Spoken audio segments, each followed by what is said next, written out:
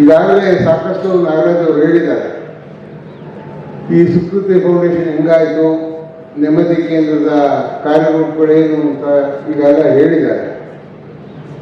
ಆದರೂ ನಮಗೊಂದು ಸಂತೋಷದ ವಿಷಯ ಅಂದರೆ ಇದು ರಾಷ್ಟ್ರದಲ್ಲಿ ಅಪರೂಪದ ಕೇಂದ್ರಗಳಾಗಿದೆ.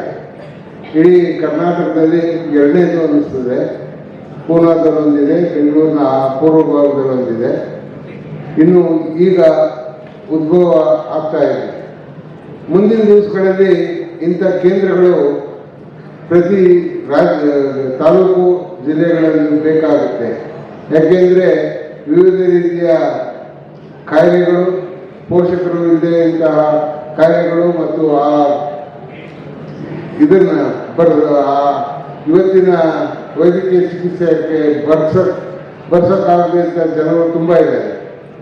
ಅವರಿಗೆ ಆರೈಕೆ ಕೇಂದ್ರವನ್ನು ಕೊನೆಯ ದಿವಸಗಳಲ್ಲಿ ಆರೈಕೆ ಮಾಡೋದು ಅಂತ ಹೇಳಿ ತೀರ್ಮಾನವನ್ನು ತಗೋಬೇಕಾದ್ರೆ ನಾಗರಾಜು ಮತ್ತು ಅವರ ಸ್ನೇಹಿತರೊಂದವರು ನಂತರ ಬಂದಾಗ ಕಳೆದ 3 ವರ್ಷದ ಹಿಂದೆ ಅವರು ಉದ್ದೇಶ ಇದ್ದಿದ್ದು ನಾಗರಾಜ್ರವರಿಗೆ ಎಲ್ಲಾದರೂ ಸಣ್ಣ ಜಾಗ ಮಾಡಿದ್ರೆ ಅವರು ಇಂಡಿವಿಜುವಲ್ ಆಗಿ ಮಾಡಬೇಕು ಅಂತ ಅವರ ಆಸೆ ಇತ್ತು.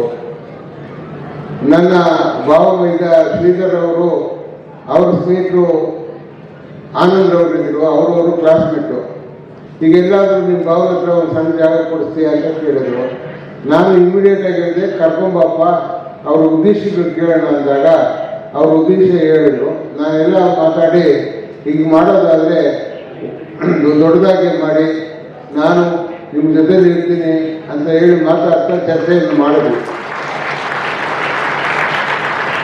2-3 ಚರ್ಚೆಯನ್ನು ಮಾಡಿದಾಗ ಮೊದಲನೇ ಸನ್ಮಾನಿಕರು ನಮ್ಮ ಇಂಜಿನಿಯರ್ ಸೌಮ್ಯರವರು ಬಂದಾಗ ಎಲ್ಲವನ್ನು ಮಾತಾಡಿದ್ವಿ. ಅವರು ಪೂನಾ ಮತ್ತು ಬೆಂಗಳೂರಿನ ಎಲ್ಲ ಕಡೆ ಹೋಗಿ ಈ ಥರ ಮಾಡಬೇಕು ಅಂದಾಗ ನಾಗರಾಜ್ರವರು ಸಹ ಅದನ್ನು ವಿಸಿಟ್ ಮಾಡಿದ್ರು. ಆ ಮೇಡಮ್ ಮತ್ತು ಅವ್ರ ತಂದೆಯವರು ಈ ಆಸ್ಪತ್ರೆ ಹೀಗೆ ಬರಬೇಕು ಅನ್ನೋ ಒಂದು ಪ್ರಯತ್ನದಲ್ಲಿ ಮುಂದುವರಿಸಿದ್ವಿ. ಮಹಾದಾನಿಗಳು ಇವತ್ತಿನ ಮುಂದೆ ಇದ್ದೀರಿ. ಸಾಕಷ್ಟು ರೋಟರಿಯವರು ಇರ್ಬೋದು, ಬೇರೆ ಬೇರೆ ದಾನಿಗಳು, ಮರೇಶ್ವರ ಶಾಹಿ ಮಂದಿರದವರು ಇರ್ಬೋದು, ಎಲ್ಲರೂ ಕೈಗೂಡಿಸೋದ್ರಿಂದ ಇವತ್ತು ಈ ಕಟ್ಟಡ ಮತ್ತು ನಾವೆಲ್ಲ ಇಲ್ಲಿ ಸೇರೋಕ್ಕೆ ಅವಕಾಶ ಮಾಡೋದಕ್ಕೆ ಅವೆಲ್ಲ ನಮ್ಮ ಮಹನೀಯರಿಗೆ ನಾನು ಕೈ ಮುಗಿದು ಪ್ರಾರ್ಥಿಸ್ತೇನೆ.